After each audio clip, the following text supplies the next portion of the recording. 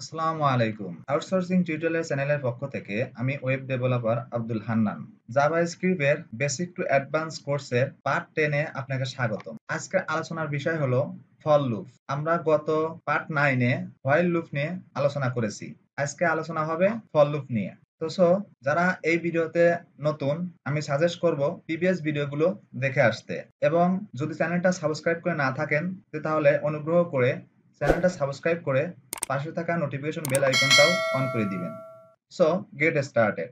তো গত 9 পার্টে আমরা এখানে এসে শেষ দিছিলাম। তো এখানে একটা কনফিউজ থেকে যেতে পারে এই মাঝখানের এই লাইনটা নিয়ে। আমি আজকে আরেকটু বুঝিয়ে কনফিউজটা দূর করার চেষ্টা করব। এই লাইনটা এই জন্য দিয়েছি, তো আপনার নিচে লাইনটা যদি আপনারা খেয়াল করেন তাহলে এই পর্যন্ত শুধু HTML ফাইলকে ক্যাপচার করার জন্য আমি লিখেছি। যেমন document dot get element by ID, then ID দিয়ে আমরা HTML ফাইলটাকে ক্যাপচার করেছি। দেন ডট HTML লিখে যে HTML ফাইলে আউটপুট দেখাবে। এখন কি আউটপুট দেখাবে সেটা ডিক্লেয়ার করতে হবে। জাভাস্ক্রিপ্ট ফাইলকে ক্যাপচার করার জন্য অর্থাৎ ডিক্লেয়ার করার জন্য অর্থাৎ HTML ফাইলে আপনি আউটপুট দেখানোর জন্য অর্থাৎ ব্রাউজারে আউটপুট দেখানোর জন্য আমাদেরকে এখানে একটা ভেরিয়েবল নেম দিতে হবে, যে নেমটা আপনার জাভাস্ক্রিপ্টের ফাইলের যে ভ্যালুটা আছে, যে পাত্রটা আছে অথবা কোথায় অ্যাড হবে সেই অ্যাডকে ক্যাপচার করতে হবে। সো আমরা এই নেম দিয়ে আমরা এই বাকেটটাকে ক্যাপচার করেছি, সেজন্য আমরা এই নেমটা আমরা এখানে দিয়েছি। তো আমি আরেকটু বুঝিয়ে দিচ্ছি। আমি একটা এখানে ভেরিয়েবল নেম দিয়েছি, দেন প্লাস দিয়েছি। প্লাস দিয়েছি এই কারণে যে প্লাস হবে, কোথায় প্লাস হবে? বাকেটে। কত করে প্লাস হবে? 1 করে প্লাস হবে। সো এতটুকু বুঝলেন। এখন আর একটা জিনিস, যে আমি এই যে ম্যাঙ্গো লিখেছি, ধরুন আমি এই পর্যন্ত কেটে দিলাম। দেওয়ার পরে আপনি ভাবুন যে এখন আমি একটা ভেরিয়েবল নেম দিয়েছি, দেন প্লাস দিয়েছি। কি প্লাস হবে? কোথায় প্লাস হবে? বাকেটে প্লাস হবে। কত করে প্লাস হবে? বাকেটের পরে ডাবল প্লাস দেওয়া মানে 1 করে প্লাস হবে। সো এইটুকু যে আপনি বুঝতে পারেন তাহলে আপনার কনফিউজটা দূর হয়ে যাবে। সো আমি ওই টেক্সটটা অ্যাড করার জন্য আমি ম্যাঙ্গো নেমটা লিখেছিলাম। সো এখন যে আমরা আউটপুট দেখি তাহলে আপনার কনফিউজটা আরেকটু ক্লিয়ার হতে পারে। সো আমরা HTML ফাইলে যাব, গিয়ে ওপেন ইন ডিফল্ট ব্রাউজার। ওকে, দেখতে পাচ্ছেন যে আমরা যে ম্যাঙ্গোর যে টেক্সটটা কেটে দিয়েছি সেখানে বিআর ট্যাগটাও ছিল, যেটা লাইন ব্রেকের জন্য ব্যবহার করছিলাম। তো আমরা সেটাকেও কেটে দিয়েছি, সেজন্য আমাদেরকে এক লাইনে আউটপুট দিয়েছে। সো এটাকে আপনি টেক্সট ছাড়া, ওই ম্যাঙ্গো ছাড়া যদি আউটপুট ভার্টিক্যাল ভাবে দেখতে চান, শুধু বিআর ট্যাগটা ইউজ করলেই হবে। সো আমি এখানে বিআর ট্যাগটাই ইউজ করে দেখাইতেছি। এখানে বিআর ট্যাগ ইউজ করার জন্য আপনাকে একটা কোটেশন দিতে হবে, সেটা হোক সিঙ্গেল অথবা ডাবল। দেন বিআর ট্যাগ এখানে লিখতে হবে। লিখলেন, দেন প্লাস চিহ্ন দিতে হবে। কারণ যদি প্লাস চিহ্ন যদি না দেন তাহলে বুঝবে না যে আসলে কার সাথে আপনি অ্যাড করতে চাচ্ছেন। তো এখানে একটা প্লাস সাইন দিতে হবে।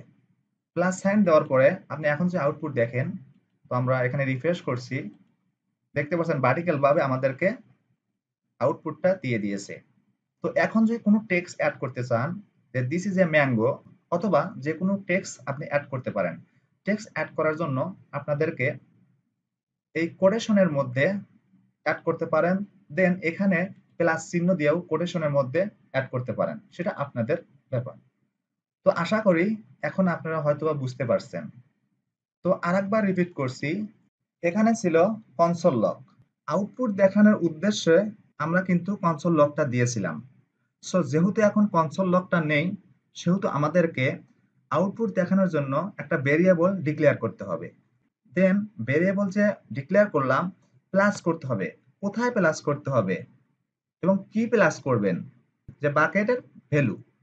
সো আমরা এখানে ভেরিয়েবল দিয়েছি, প্লাস দিছি, দেন কি প্লাস করব? এই বাকেটের ভ্যালুটা প্লাস করব। দেন কত করে প্লাস করব? এই 1 করে প্লাস করব। এখানে আমরা ডিক্লেয়ার করে দিছি ডাবল প্লাস দিয়ে। তো 1 করে প্লাস করব। আশা করি আপনাদের কনফিউজটা দূর হয়ে যাওয়ার কথা। সো আমরা এখন ফর লুপ নিয়ে কথা বলবো। ফর লুপ নিয়ে কথা বলার সময় আরেকটু বুঝিয়ে দিলে আপনার যতটুকু বুঝেছেন যদি কনফিউজ থেকে থাকে সেটাও ক্লিয়ার হয়ে যাওয়ার কথা। এটাকে আমরা বর্তমান কমেন্ট আউট করে রাখছি, প্রয়োজন হবে বোঝানোর জন্য।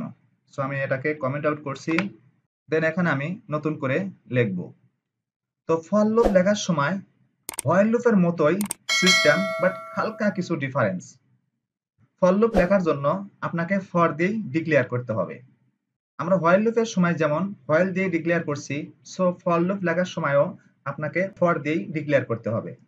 সো আমি ফর লিখছি, দেন স্পেস দিতে হবে, দিয়ে ফার্স্ট ব্র্যাকেট দিতে হবে, দেওয়ার পরে আপনাকে একটা সেকেন্ড ব্র্যাকেট দিতে হবে।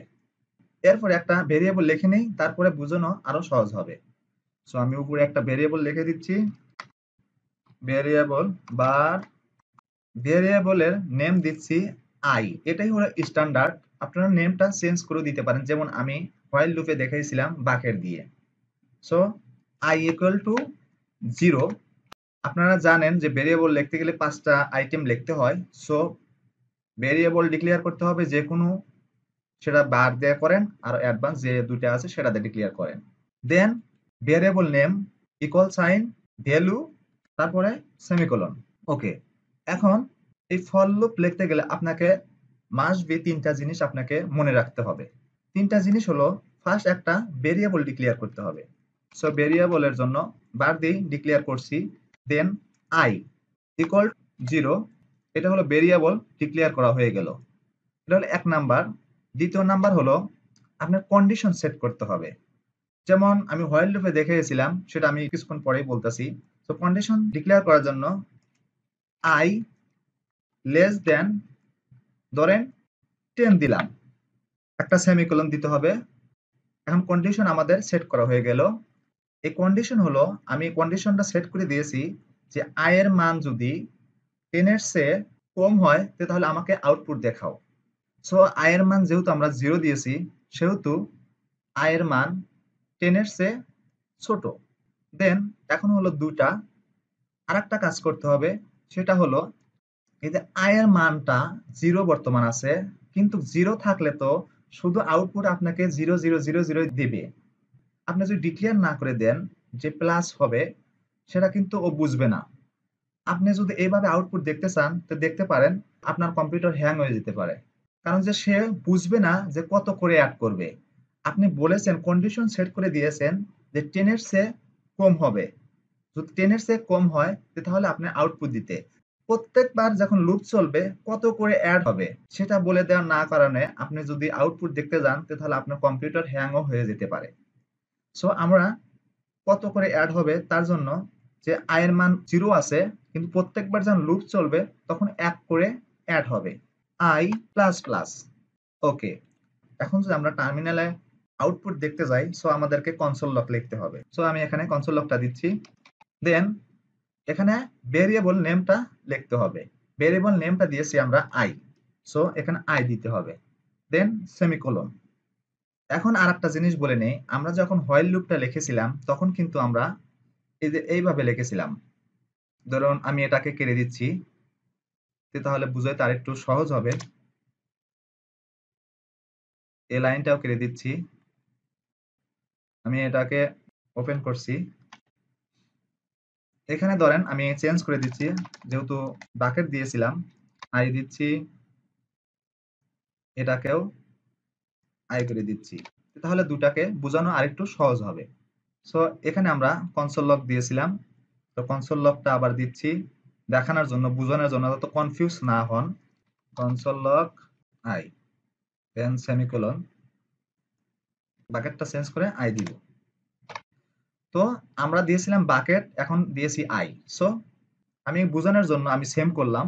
হোয়াইল লুপে আমরা প্রথমে দিয়েছিলাম ভেরিয়েবল, দেন তারপরে কন্ডিশন দিয়েছিলাম, তারপরে আমরা প্লাস প্লাস করার জন্য আমরা নিচে আই লিখে ডাবল প্লাস দিয়েছিলাম। কিন্তু ফর লুপের ব্যাপারে আমরা প্রথমে ভেরিয়েবল ডিক্লেয়ার করছি, দেন এই যে কন্ডিশনটা এখানে দিয়ে দিছি, বাইরে যে প্লাস প্লাস করছি সেটাও ভিতরে দিয়ে দিছি।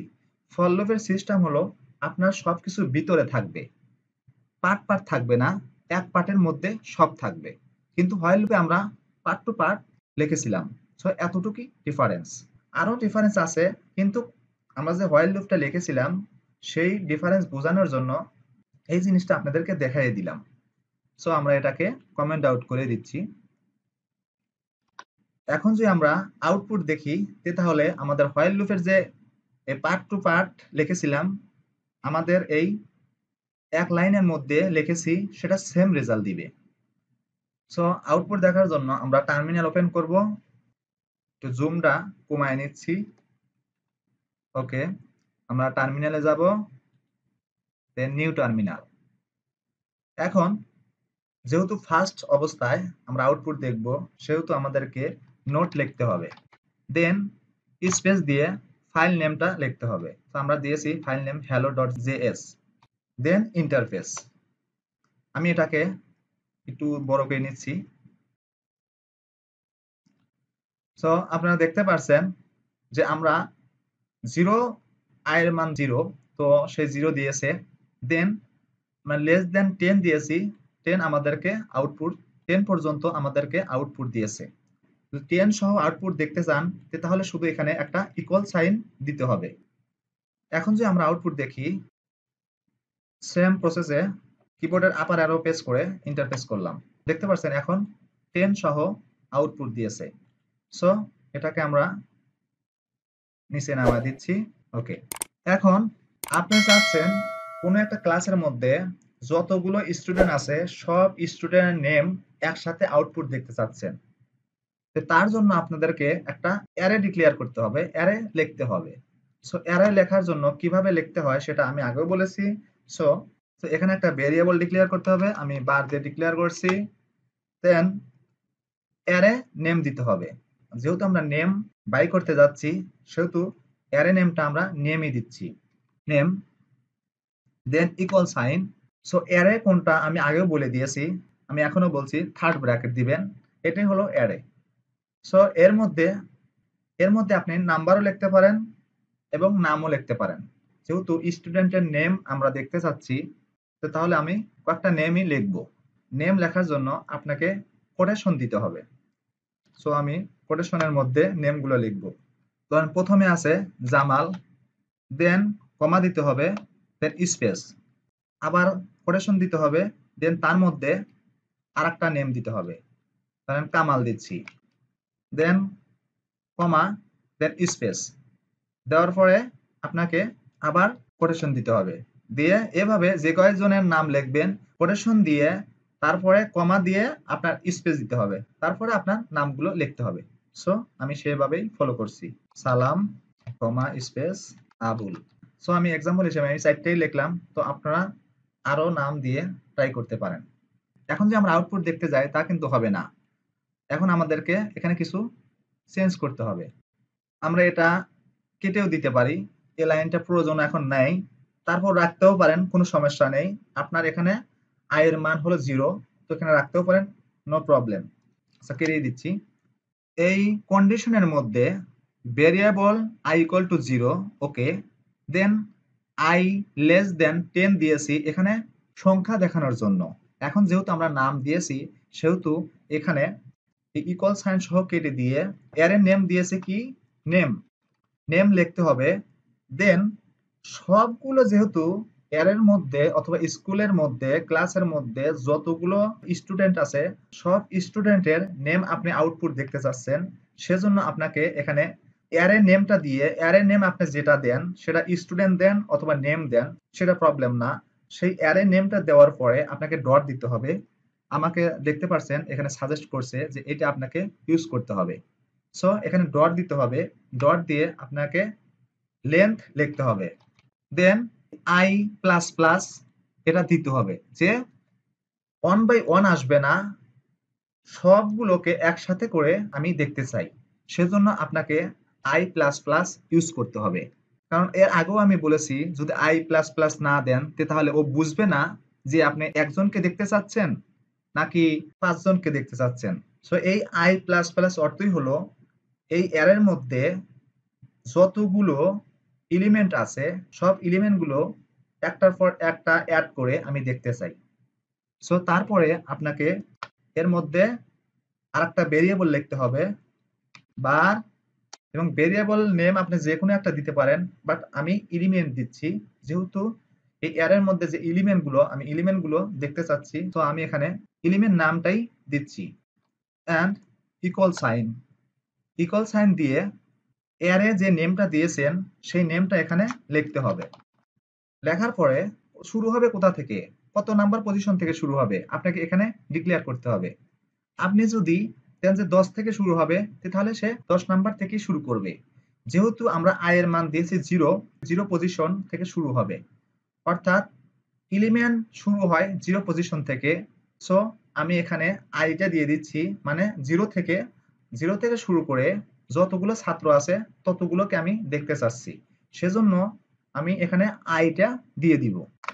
আই দেওয়ার পরে আপনাকে এই কনসোল মধ্যে আমি যেহেতু এই ভেরিয়েবলটা দিয়েছি এবং এলিমেন্ট দিয়ে এই অ্যারে নেমটা আমি ক্যাপচার করেছি, সেহেতু আমাকে এই কনসোল লকের মধ্যে এলিমেন্টটা দিতে হবে, এলিমেন্ট। দেন এখন যদি আউটপুট দেখি, সেম কিবোর্ডের আপার অ্যারো প্রেস করলে আগে যে ফাইলটা লিখেছিলাম সেটা চলে আসবে, দেন ইন্টারফেস। আপনারা দেখতে পাচ্ছেন আমাদেরকে 4টা যে নাম লিখেছিলাম সেই 4টা নাম আউটপুট দিয়েছে।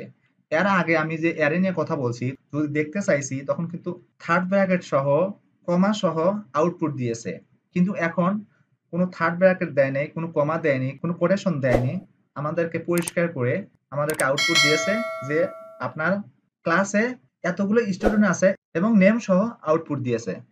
সো বের করতে পারলেন যে একটা ক্লাসের মধ্যে কতজন স্টুডেন্ট আছে এবং কি কি নামে আছে।